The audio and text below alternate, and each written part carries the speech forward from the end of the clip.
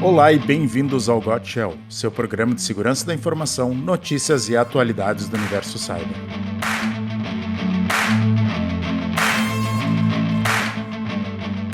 Hoje é quarta-feira, dia 29 de outubro de 2025.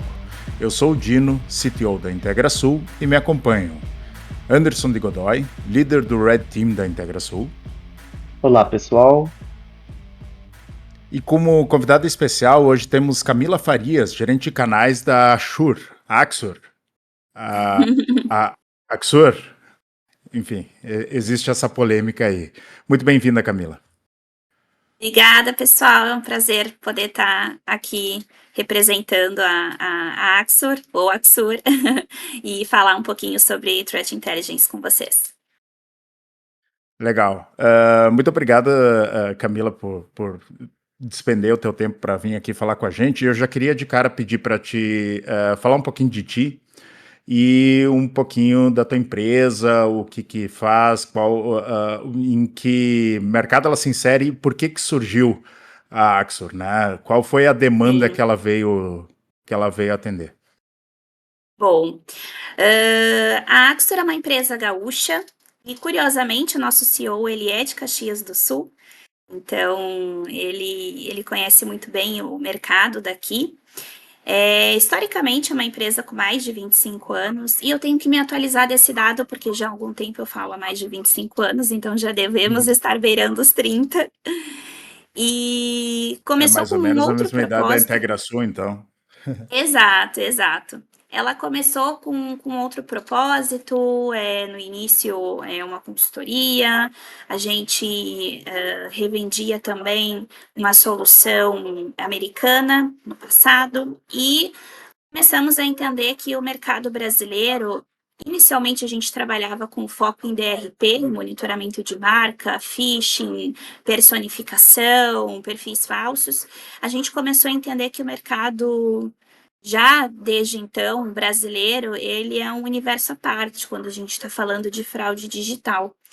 Em situações que a gente vivencia aqui e no mercado de fora, né, globalmente, Estados Unidos, a gente não vê esse tipo de situação, esse tipo de fraude cibernética.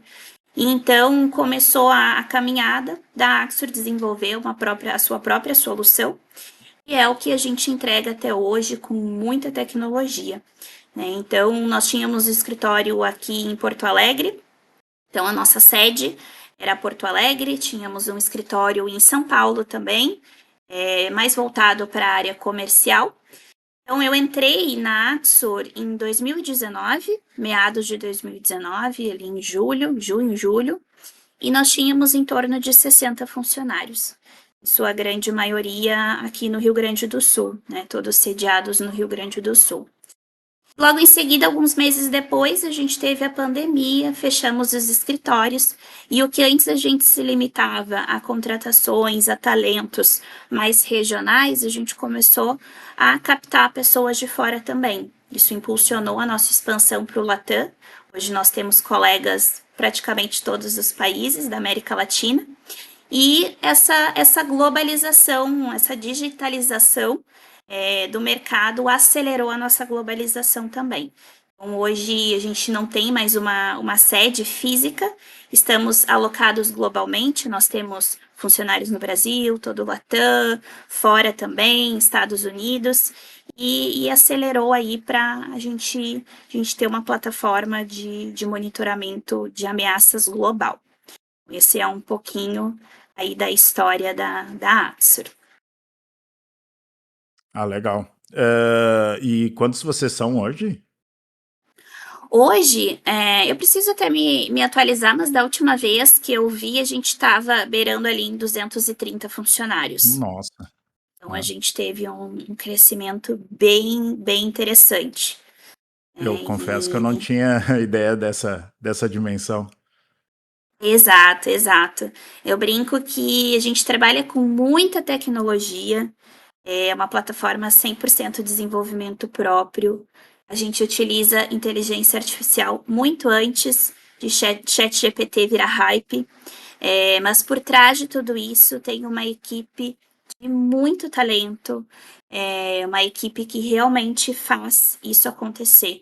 E até nos bastidores eu estava ali conversando e depois a gente pode explanar um pouquinho qual que é o mote, né, de monitoramento da Axur, mas, por exemplo, dentro da parte de Deep Dark Web que nós estamos inseridos, por mais que a gente monitore grupos, canais, fóruns da Darknet, a gente utiliza tecnologia, inteligência artificial, robozinhos para monitorar, existe uma equipe por trás fazendo isso, interagindo com atores maliciosos, comprando bases de dados, conversando, entrando em novos grupos, então realmente tem pessoas por trás que fazem toda essa tecnologia acontecer. É É, interessante. Eu acho que o melhor local para crescer a Axur realmente é o Brasil, onde cada dia surge um golpe diferente, um tipo de fraude diferente, e que o brasileiro consegue ter essa visão para criar esse tipo de mecanismos que não ocorre tanto em outros locais, né? Que nem tu é comentou muita da parte. criatividade. É muita criatividade, Exato, né? Qualquer tipo de coisa que surja, é possível fazer um golpe em cima daquilo. Então, acho que exato. o local que ela cresceu, que ela surgiu, já é um grande Isso impulso acho que para. um grande diferencial entre. Eu imagino que vocês tenham concorrentes de fora, né? Mas vocês, como uma empresa que nasceu aqui no Brasil, eu acho que vocês estão muito bem posicionados nesse sentido, né? Até porque as ameaças geralmente têm um caráter muito regional, né? Principalmente no Brasil, por exemplo, de bancos, de fraudes, golpes, né? É muito regionalizado, né? E eu acho que o Brasil tem uma característica bem peculiar em relação a isso, né? Exato, exato. E os atores maliciosos, eles utilizam dessas regionalidades, eles impulsionam publicações, sites, por região. Então, o mesmo phishing que eu estou pesquisando aqui em Porto Alegre não é o mesmo phishing que vai aparecer para alguém que está no Nordeste. Então, eles aproveitam, né, dessas situações. E o que está acontecendo ali com relação ao mercado, seja regional, ou seja, com relação ao mercado que aquela marca está inserida. Então, diante realmente de muita peculiaridade que há aqui no Brasil, por exemplo, fraudes de boleto, fraudes de WhatsApp, fraudes de Pix, olha eu falando Pix, né? Fraudes de Pix, a gente utiliza, nós somos um dos países que mais utilizamos o WhatsApp, então tem muita peculiaridade aqui, né, que acontece, a gente precisa a todo momento estar analisando, estudando quais que são as tendências, as novas tendências de fraude, todo dia, por isso que tem equipes por trás que fazem todo essa análise, esse estudo, porque a gente precisa acompanhar para poder se precaver lá na frente, né, e saber o modus operandi de como que esses atores maliciosos, fraudadores e hackers estão operando, né. Então esse é o nosso trabalho. Tá. Tu comentaste, então, algumas coisas, deu uma pincelada mais ou menos Sim. no tipo de serviço que vocês oferecem. Quem procura vocês? Que tipo de serviço vocês oferecem? Qual é o produto? Boa, boa, até já para fazer essa introdução, porque é bem importante para conseguir entender a diferença de outras soluções no mercado. Bom, hoje a gente está inserido dentro do universo de cibersegurança. É bem como eu falei lá no início, a gente trabalhava muito com foco em DRP, então monitoramento de marca. Então, uma marca ela nos contratava para identificar sites do tipo phishing que estão copiando ali o e-commerce dela, aplicativos que estão sendo disseminados na internet, né, que estão tentando se passar por ela, algum tipo de perfil falso em rede social, se passando pela marca. E aí a gente começou a ver que o potencial, como a gente monitora a internet como um todo, a gente poderia utilizar esse potencial e toda essa tecnologia para monitorar diversas frentes. Então, nós estamos dentro do universo de cibersegurança e nós monitoramos ameaças externas. Eu gosto sempre de fazer a alusão que a empresa do cliente é uma casa e essa casa ela está cercada por um muro. Esse muro, que é uma forma de contenção, nós temos diversas soluções no mercado hoje de cibersegurança que vão atuar dentro desse perímetro. Um exemplo é o firewall, né?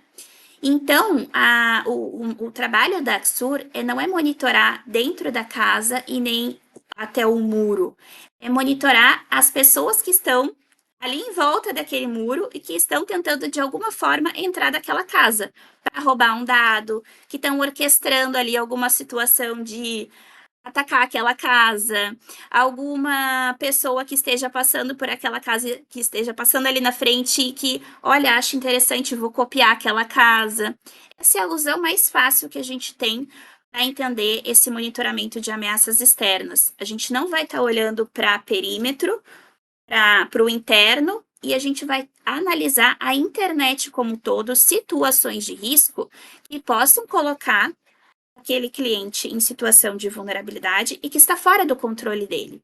Então, a gente separa o nosso monitoramento em Surface Web, então, conteúdos, canais, enfim, que estão indexados, vocês, a gente consiga acessar, Consigo achar no e Google.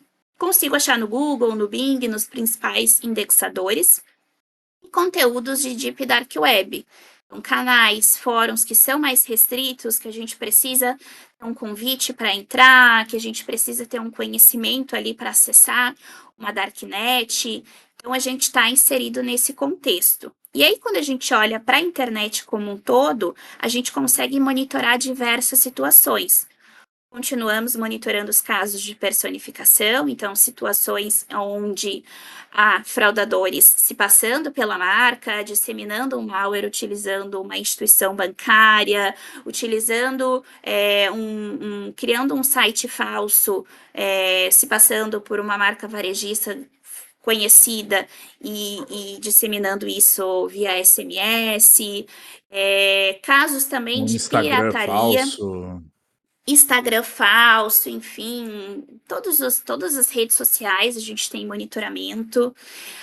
A gente monitora também parte de pirataria, mesmo que a empresa tenha um produto físico ou um produto digital. Então, a empresa ela produz máquinas, ela produz remédio, ela produz um tênis. A gente vai olhar a internet para ver quem que pode estar vendendo o teu produto e de forma ilícita. É uma venda, uma distribuição irregular ou é um produto pirata. A gente olha para isso também.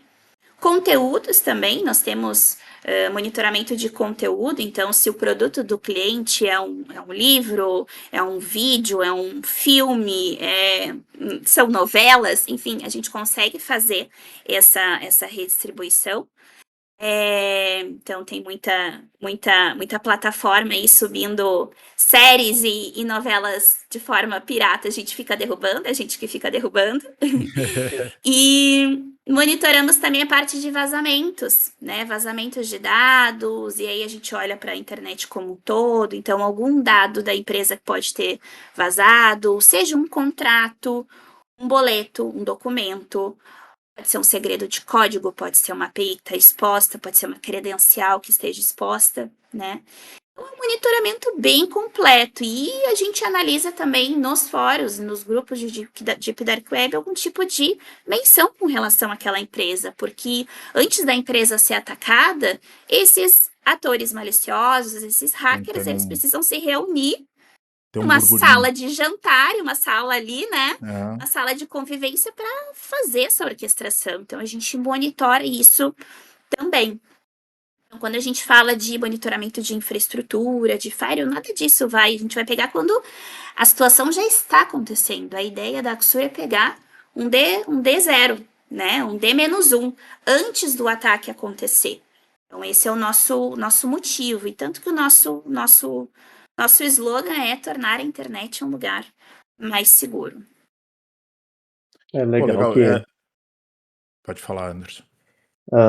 antes eu vi tu comentando quando a gente estava ali no backstage sobre a forma de atuação, principalmente na Deep Dark Web ali, e até se tu puder comentar um pouquinho mais depois, mas porque o principal é que tanto na Deep Dark Web, até mesmo na Surface ali também, tem alguns casos que tu precisa convite para conseguir acesso a esses locais para que tu tenha, né? Precisa ter um tipo de confiança para conseguir ter acesso a esses dados. E principalmente eu utilizo bastante essa parte de CTI, Threat Intelligence, para busca de informações, mas mais com OSINT, não com ferramentas próprias, né? É bastante difícil, porque muda bastante.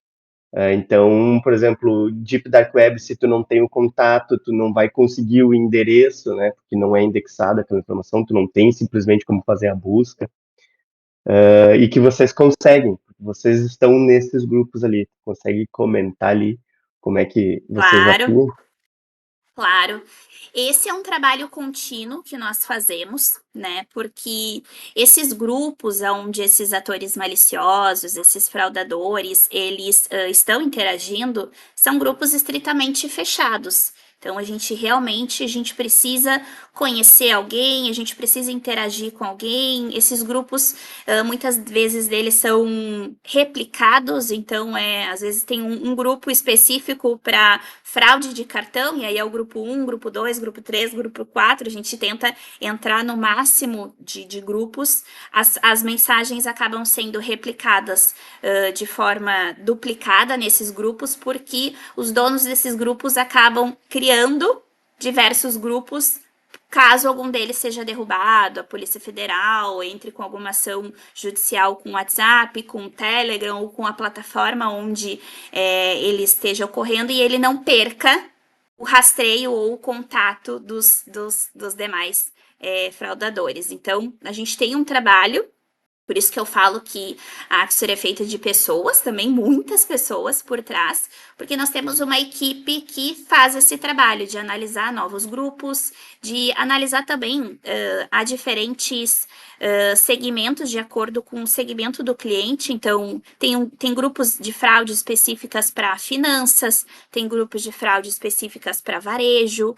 Quando a gente está monitorando um cliente, é que hoje é muito difícil a gente não ter algum segmento que a Axur não esteja monitorando, mas a gente faz uma análise prévia, né? Então, a gente até teve um caso específico de um cliente que é uma marca muito famosa, muito conhecida, enfim, de esportes, e a gente teve que entender fraudes relacionadas aos produtos daquela marca, que são produtos de desejo, são produtos muito caros. Então, a gente começou a fazer um estudo para entender como que os atores maliciosos mencionavam aquela marca, o nome daqueles produtos, qual que era o modus operandi que eles conseguiam. Um dia antes do produto ser lançado no site, eles já estavam conseguindo ter acesso às informações. Então, cada cliente a gente vai fazer uma análise, um estudo para identificar. A gente está nos grupos que deveríamos estar monitorando com relação ao segmento que esse cliente está inserido. E tem toda uma questão também de entender que os atores maliciosos e os fraudadores estão falando, porque é um linguajar completamente diferente do que a gente está acostumado. Eles trabalham em códigos, eles trabalham em siglas. Internamente, a gente tem aqui um dicionário 171, que todos os nossos funcionários, né, internos têm acesso, para que a gente possa compreender, e a gente está sempre alimentando. Porque tem códigos muito específicos que, num primeiro momento, se a gente for analisar uma conversa ali entre fraudador, entre ator malicioso, a gente não vai nem entender o que eles estão falando. Então, a gente faz esse estudo também. E, muito importante também, a gente entender como que aquele cliente, principalmente se são marcas de grande expressão no mercado, são chamadas entre esses fraudadores. Então, a gente entender que um cartão da Laranjinha é de um banco em específico. Eles não vão mencionar o nome do banco. É um nickname para aquele banco. Então, a gente precisa fazer esse estudo por trás. E isso, uma IA sozinha, sem contexto, não vai conseguir fazer. Então, tem-se uma análise humana por trás, com certeza, para poder ter esse entendimento e depois a gente repassar esse conhecimento para uma IA, para quando menções que tiverem aquele termo, aquele nickname, a gente atrelar aquela marca do cliente. Tá, Legal. e isso eu acho que é legal que tu comenta bastante de proteção da marca, que é como nasceu a Axor, né? Eh, Porque às vezes as pessoas se sentem, ou as marcas, né, se sentem impotentes para, bom, alguém está fazendo passar por mim, o que que eu vou fazer? Vou ligar para a polícia, eu vou, né? Então, e muitas vezes eu imagino que vocês se deparem com isso. Ah, eu nem imaginava que tinha alguma coisa que eu pudesse fazer, né? Exato. Então, porém, tu comentaste antes também que vocês derrubam, né? Fazem o takedown desses conteúdos. Como funciona isso? Porque, beleza, né? Eu descobri lá que tem alguém que tem um site, que tem um conteúdo, tá tentando se fazer passar por mim, por exemplo. Né? Uhum. Como que funciona esse serviço de vocês? Bom, ótimo ponto, porque não adianta a gente só ter essa visibilidade dos conteúdos infratores que estão se passando pela minha marca, mas eu preciso tomar uma ação, né? Eu preciso retirar eles de circulação. E é isso que é muito importante antes de falar sobre o processo de takedown. Muitas empresas às vezes chegam até nós e pensam assim: nossa, é um processo de enxugar gelo, que eu derrubo um site hoje, aparece outro amanhã. Mas qual que é o sentido da gente estar monitorando de forma proativa e reativa? Ao passo de que um ator malicioso cria um site do tipo phishing utilizando aquela marca, no outro dia a gente derruba, e ele sobe no outro dia outro, e no outro dia a gente derruba, essa marca ela deixa de ser um atrativo. Depois eu posso trazer alguns casos, que nós temos casos publicados ali no nosso site, de que, de tanto a gente atuar com relação àquelas situações fraudulentas, a marca deixou de ser atrativa. Porque eu tenho todo o esforço de subir um site falso. No outro dia, ele desaparece, né? Ele sofre um takedown. Então, eles vão buscar outra marca que não esteja monitorando e que consiga deixar aquele site ativo por mais tempo. Um site de phishing ativo por um dia, 2 dias, 3 dias é mais tempo de propagação que aquele ator malicioso tem para impulsionar aquele site numa publicação paga no Instagram, para publicar, fazer uma publicação paga, um AD pago no Google, a disseminar isso via SMS, ele vai ter mais tempo de enviar para o máximo de vítimas possível. Então, se é uma marca que está reagindo em tempo real, ele vai ver que, nossa, essa marca não vale mais a pena. Eu não estou conseguindo deixar a minha fraude rodando por muito tempo. Eu vou migrar para outra, né? E aí a gente entrando no universo de takedown. A gente faz isso há muito tempo. Desde, né, de quando a gente estava atuando ali em DRP. Inicialmente era um processo bem manual, né, lá há muitos anos atrás Ligava era bem para. É, manual. A gente tinha uma equipe, a gente ainda tem, né, a equipe do enforcement, mas a gente tinha uma equipe que, a grosso modo, capinou, abriu o mato, né, iniciou esse processo, porque essa equipe que lá há muitos anos atrás, e eu tenho muito orgulho de falar deles, eles que começaram a criar esse fluxo para entender. Se é um site de phishing, não adianta eu acionar quem registrou aquele domínio, porque não é de interesse do registrante de retirar o próprio site. Eu vou acionar o provedor onde esse conteúdo está hospedado, aonde que ele está hospedado, com quem que eu tenho que falar lá dentro, qual que é o canal de denúncia que eu preciso falar com esse provedor. Como que esse provedor quer receber essa denúncia? Então, é um processo muito customizado. Muito customizado. E aí, quando a gente começou a trazer automação e inteligência, a gente conseguiu, de forma massiva, mapear fluxos de notificação. Quando a plataforma identifica que é um caso de WhatsApp, está utilizando a marca do cliente para se passar por um atendente, por um suporte, enfim, A plataforma ela vai identificar, ela vai conseguir identificar se esse conteúdo é passível de remoção mediante as regras do Meta. Ela vai iniciar o processo de notificação a partir do momento que o cliente, né, dá ok, ó, quero derrubar, não é meu, quero derrubar. Vai iniciar o processo automatizado de denúncia.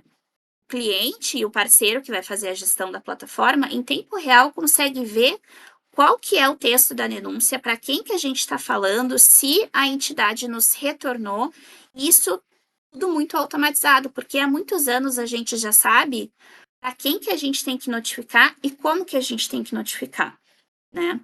E por trás disso ainda temos essa equipe que faz essa análise, se alguma coisa mudou, se essa entidade está pedindo alguma documentação a mais, se o formato da denúncia mudou para aquela entidade. A gente teve, final do ano passado, algumas diretrizes que mudaram do Meta como um todo, então isso impactou diretamente aqui nas nossas denúncias, o perfil de análise do Meta para entender o que é uma fraude ou não, o que é um caso de personificação ou não mudou. Então, a gente precisou, em tempo real, entender que tipo de mudanças a gente precisaria fazer na nossa comunicação, nas nossas notificações.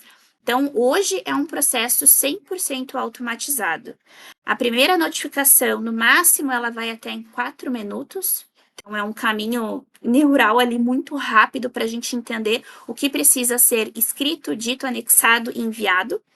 E todo o processo ali de recebimento e tratativa também, devolução, se a entidade nos retorna com alguma solicitação a mais, a gente tem ali, a gente já educou a nossa IA para identificar o que precisa ser enviado ou o que ele está solicitando, para que a gente dê o retorno mais ágil. Essa é a questão, notificar em tempo real, agir em tempo real e de forma assertiva. Por isso que a gente tem uma taxa de sucesso de 98,9%. Nós temos casos, e eu estive presente em muito deles quando eu estava em uma outra área, de 100% de fraudes em época da Black Friday a gente derrubar em tempo recorde. Então, isso é muito bacana, e como a gente faz isso há muito tempo, uma notificação que chega da Axor já tem um certo peso.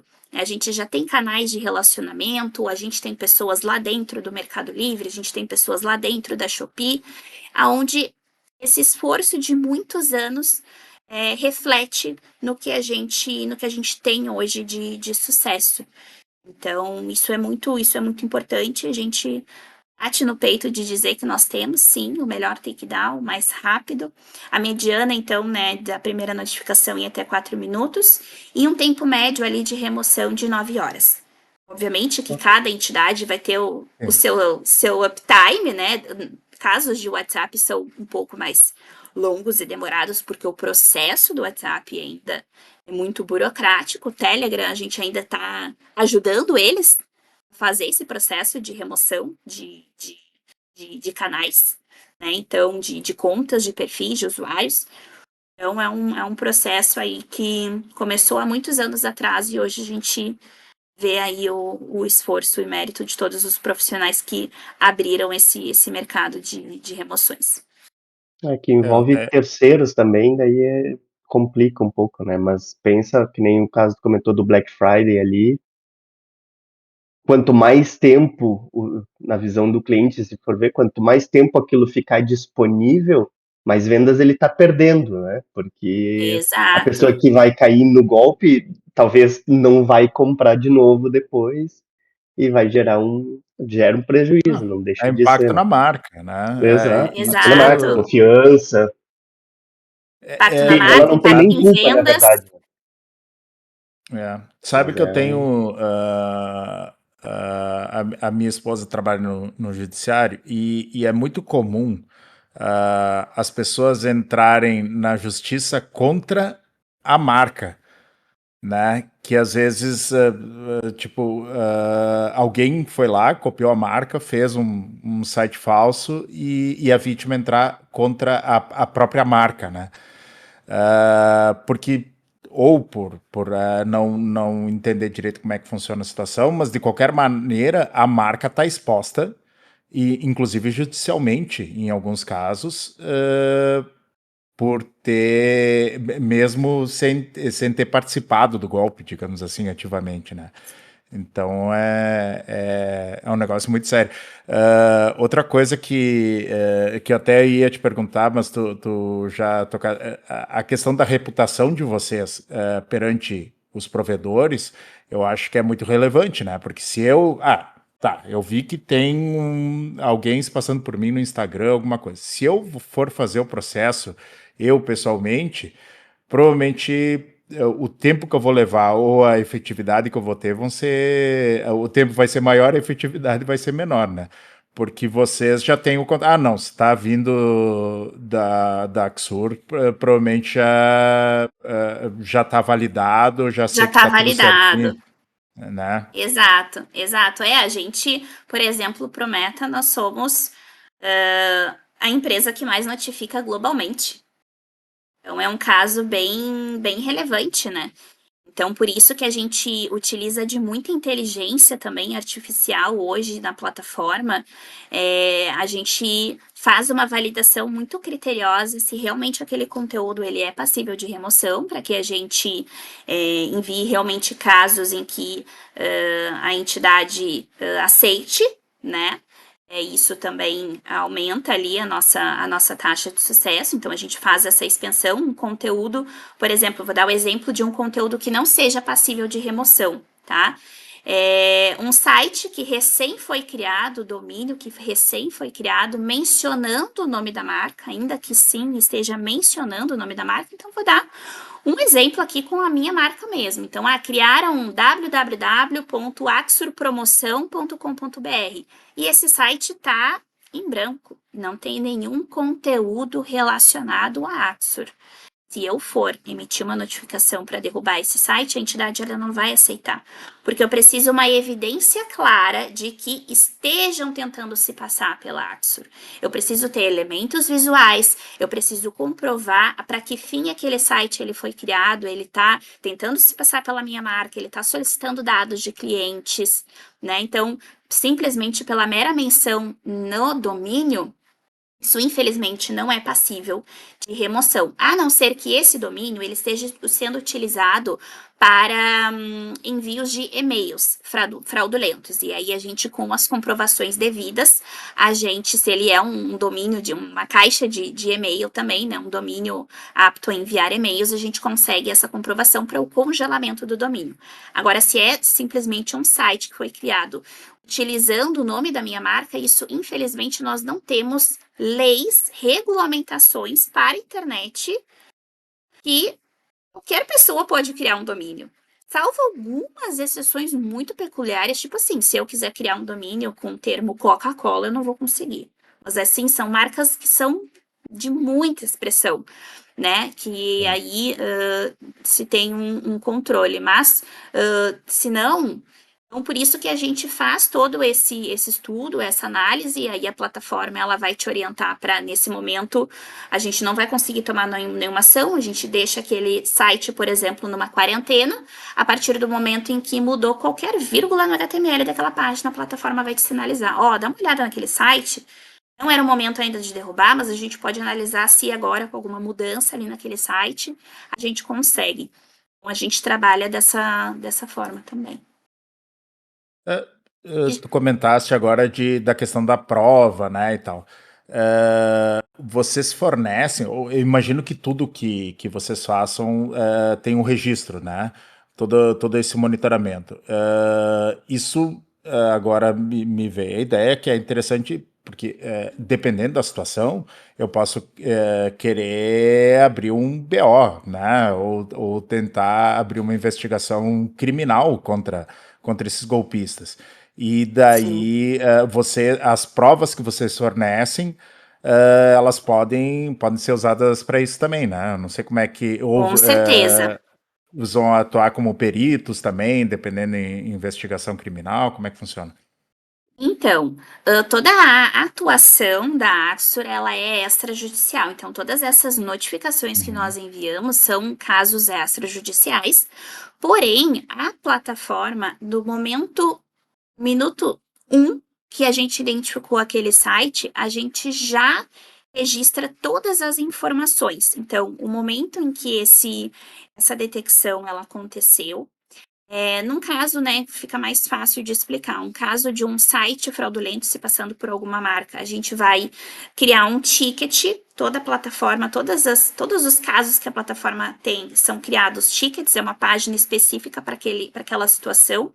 Ali a gente vai fazer a inspeção daquele site, então a gente vai fazer a inspeção daquele domínio, daquela URL, a gente vai trazer informações do HTML da página, uma cópia do HTML da página, a gente vai trazer uma cópia do RUIS, a gente vai ter todas as informações de quem que é o registrante, onde que está, qual que é o provedor, a gente vai trazer um screenshot da tela no momento em que a detecção ocorreu, né?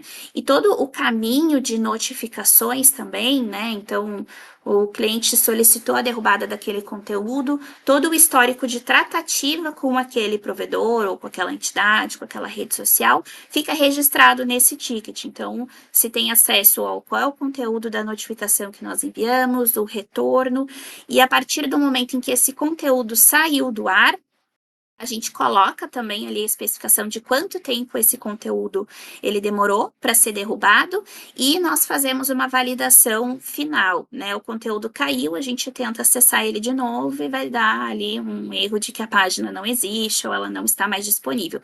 Então, a gente coloca nesse ticket também a evidência de o sucesso, né, da remoção. Então, todas essas informações, elas ficam atreladas dentro desse histórico, no qual o cliente pode ter acesso e pode extrair essas informações em formato PDF, se ele precisa anexar isso em algum boletim ou em alguma ação judicial. Interessante é que, mesmo que o conteúdo tenha caído, a gente monitora ele por mais 15 dias. Tá? Então, a plataforma ela fica tentando todos os dias, de tempos em tempos, tentando acessar aquele conteúdo para verificar se esse conteúdo retornou ao ar. Se retornou ao ar, a gente solicita a remoção de novo, sem um custo adicional, a gente derruba de novo, né? E depois desse período, ela passa, se daqui a um ano esse conteúdo voltar a ser ativo, ele vai entrar de novo no fluxo como um novo incidente, mas carregando todo esse histórico. Né? Então, e também a gente tem o histórico, né, de tudo que acontece, de todas as ações, de todas as solicitações.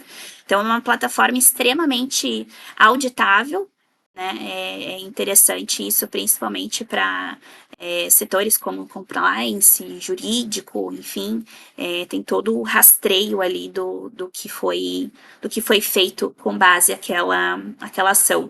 E aí os clientes utilizam isso muito em casos como esse, né, que você mencionou, um cliente que entrou na justiça com relação a um golpe que ele caiu, ele consegue mostrar evidência de que não, olha, eu peguei isso no momento em que esse site estava sendo criado, eu derrubei em tempo hábil, eu estou tomando ações. Então, isso mostra uma diligência diante esses órgãos reguladores, principalmente no caso de vazamento de dados também, de que a empresa ela está trabalhando de forma proativa e reativa. A marca, a empresa pode usar como defesa, inclusive, para dizer, olha, não, tá aqui, eu estava monitorando, eu fiz tudo que eu podia fazer para impedir esse golpe e não tenho participação ativa, né? Quer dizer, pode ser, ser exculpatório, né? Pode ser algo para a empresa se livrar de responsabilidade, né? Sim. Não, e a gente tem vários casos aqui, cases de sucesso, de empresas que eram, como é que eu posso dizer, tipo, top reclamação no Reclame Aqui, de tanta gente caindo em golpe, indo lá, olha, eu tô comprando e não tá chegando o meu produto. E aí eles vão lá no Reclame Aqui e reclamam, e mediante a contratação da empresa e a gente remover esses conteúdos em tempo hábil, a empresa deixou de ser um atrativo, né? E a reputação do Reclame Aqui melhorou. Então é todo um. Isso é muito difícil, e por isso que eu conto muito com a ajuda dos parceiros para a gente mostrar essa visão de valor, porque um phishing ele não é só um phishing. Né? Um site de phishing que está tentando se passar pela tua marca, ou até um site que esteja tentando se passar por um sistema interno da tua empresa, ele vai mexer na tua reputação, que é uma fraude que está acontecendo com a tua marca, ele vai extrair dados, então ele vai extrair dados sem ter acessado um ambiente teu, sem ter se usufruir de alguma vulnerabilidade de algum sistema teu. Então, por exemplo, um phishing de um e-commerce, ele vai roubar dados de cartão de crédito de cliente, ou ele pode ser destinado para roubar dados de credenciais, sem ter ocasionado uma invasão a algum sistema interno daquela empresa. Então, um phishing, ele representa extração de dados, relacionado ali ao universo de SI, ele vai estar mexendo na reputação da marca, né, que isso é algo muito difícil de se mensurar. Eu já tive um caso antes, graças a Deus, de trabalhar na Axor, de cair num phishing. E o que eu tenho que fazer depois que eu vi que os meus dados foram roubados? Eu tenho que ligar para o banco, eu vou bloquear o meu cartão, eu vou ficar com aquele cartão bloqueado, eu vou ter que receber um novo cartão, é toda uma experiência negativa. Eu não peguei com o cartão bloqueado e depois de ter ficado extremamente frustrada, eu não voltei ao site oficial da marca para realizar a compra de novo. Já foi uma venda perdida. Vai afetar no marketing. E vai afetar em outras situações, em previsibilidade de vendas. Por isso que, quando a gente fala de essas ameaças externas, elas envolvem uma camada muito grande do ecossistema da empresa. É relacionada a vazamento de dados, é experiência, jornada de compra do cliente, é relacionado ao time ali de antifraude, é questão jurídica, é questão legal, é um cliente que vai cair numa fraude e vai botar a empresa na justiça, são custos que se terão para ter um respaldo jurídico naquela situação. Então, um custo hoje de um ataque como esse, às vezes chega até difícil da gente mensurar, porque tem outras questões ali, são questões muito, muito amplas e muito complexas, né? Por isso que se torna cada vez mais importante esse monitoramento. Sim, é muito difícil mensurar, né, o dano à marca, porque que nem tu falaste, né, a reputação marca digamos assim, seria o lucro em potencial ou tu não tem como prever o futuro, né? Mas certamente é um impacto grande, né? Quer dizer, tudo que viria a partir dali, se a tua marca não tivesse sido danificada nesse momento, né? É uma Sim. perda, né? E tem Enfim, mas formas da gente trabalhar de forma preditiva, tá? Tem formas. Por exemplo, chega outubro, aqui, para empresas que são fortemente atacadas da Black Friday, a gente já ajusta os nossos coletores. As equipes de marketing, junto com a SI, já falam: ó, a gente vai lançar um produto tal, a gente vai lançar uma campanha tal, a gente vai ter um slogan, a gente vai ter um mascote para Black Friday, a gente já ajusta a plataforma para trabalhar de forma legal. preditiva. Né? Outras situações também, olha, Axor, eu vou fazer uma fusão de empresas. Um mês antes dessa fusão acontecer, a gente já coloca ali nos coletores, nos robozinhos, vamos monitorar a tua marca e mais essa outra empresa. Vamos ver que tipo de movimentação pode ser que esteja se falando, porque quando a gente fala de aporte financeiro, fusão, compra, venda, isso movimenta o mundo do cybercrime. Então a gente já, de forma preditiva, a gente vai ficar vendo o que os atores ali, os hackers, poderão falar com relação a esse cenário. Então, tem formas da gente trabalhar de forma preditiva. Ou eu vou lançar um produto, vou lançar uma solução nova, eu vou lançar um sistema novo, já vamos colocar isso na plataforma para monitorar. No dia 1 do teu lançamento, a gente já vai estar monitorando esses casos, ou esse produto novo, ou essa marca nova. Então, a gente já teve até casos de marcas antes de serem lançadas, a gente já está monitorando, porque no dia 1 do lançamento já tinha fraude acontecendo. Então, sim, nós temos formas de trabalhar de forma preditiva, né? Porque as ações elas irão acontecer, mas cabe nós a trabalhar de forma preditiva e reagir em tempo real, né? A nova realidade, né? Quer dizer, a gente não. Muitos profissionais de segurança tinham essa ideia, né? Não, eu tenho que cuidar do meu perímetro, eu tenho que cuidar para ninguém entrar aqui, só que tu não tem controle sobre o que acontece fora, né? O que as pessoas falam, ou às vezes até de repente um concorrente cria um boato, que nem tu falou da fusão. Ah, vai ter, a empresa vai ser adquirida e todos os clientes vão deixar de ser atendidos, sei lá, começa a criar mentiras, coisas assim, né? E o impacto Sim. disso é gigantesco, né? Então, realmente, e quanto mais visível é a tua marca, quanto mais tu depende dessa reputação, mais importante é tu monitorar e ser proativo, né? Com certeza, com certeza. E pode ser também ali até a porta de entrada para um outro golpe, né? Que nem tu comentaste antes ali sobre o monitoramento, o cara tá criando alguma coisa para se passar só para fazer o roubo de credenciais. Uhum. E se tu não tem essa visão antes ali, quando tu perceber, o cara pode já estar com acesso daqui a pouco, né? Então, Com certeza. também é um ponto importante que não é necessariamente só porque eu tenho produto à venda, não. Tu não precisa ser só isso, tu pode monitorar para outras frentes também, para se precaver de outros ataques que podem ocorrer para a tua marca.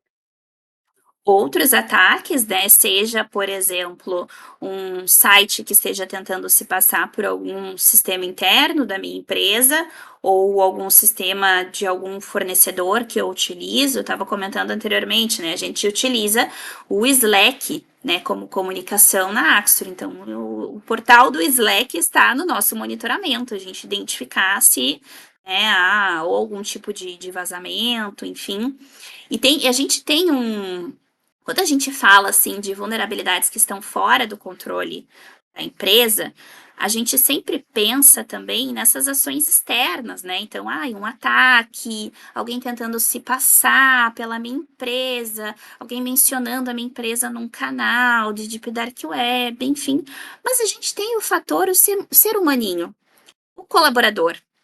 Colaborador, por mais que a gente trabalhe educação, a gente faça aqui, outubro, por exemplo, na Axor, a gente está trabalhando, o mês de conscientização cyber, então a gente está tendo conteúdos e palestras muito relevantes, por mais que, né, internamente várias empresas fazem ali as suas campanhas de phishing interno para ver quem vai cair, quem não vai cair, a gente tem o fator ser humaninho, né, então a gente tem algumas questões ali de até mesmo utilização indevida, né, de uma credencial, o funcionário ele utilizar um e-mail corporativo para acessar, seja lá um e-commerce, uma outra plataforma, ou ele utiliza o dispositivo pessoal para acessar, né, sistemas, enfim, isso é algo que isso a gente não tem controle.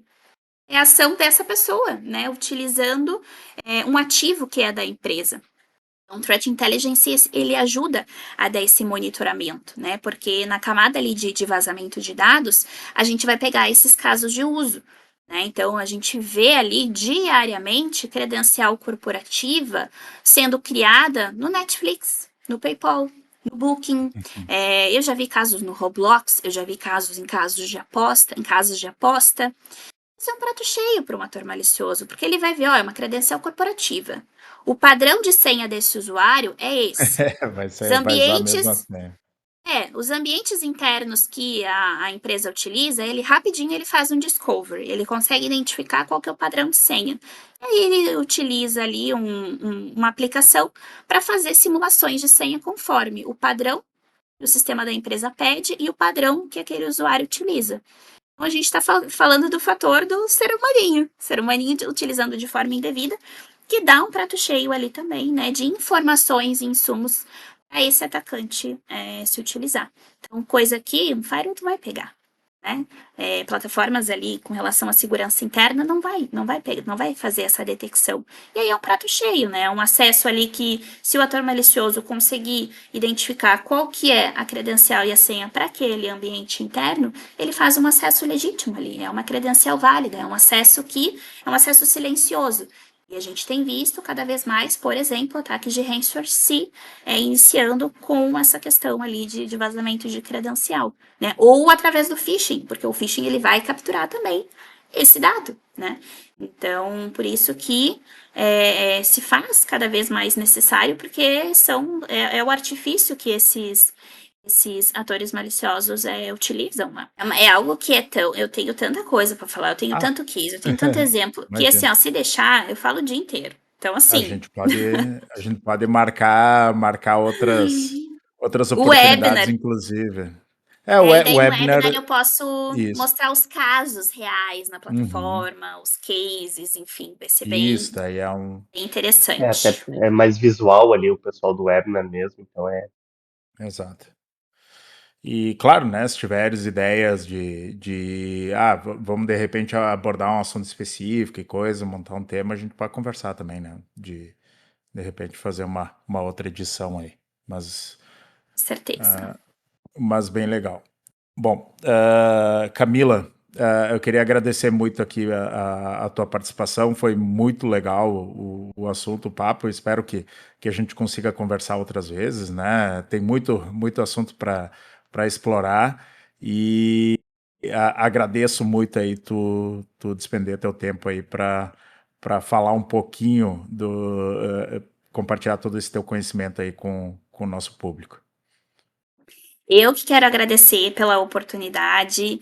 É uma parceria aí que está dando muito certo, né? Eu vejo que nós temos perfis ali corporativos muito próximos, são empresas de longa data, né? No mercado aí, empresas sérias que realmente querem levar a proteção digital a sério e dar oportunidade e espaço para as empresas conhecerem, para os profissionais conhecerem as soluções do mercado.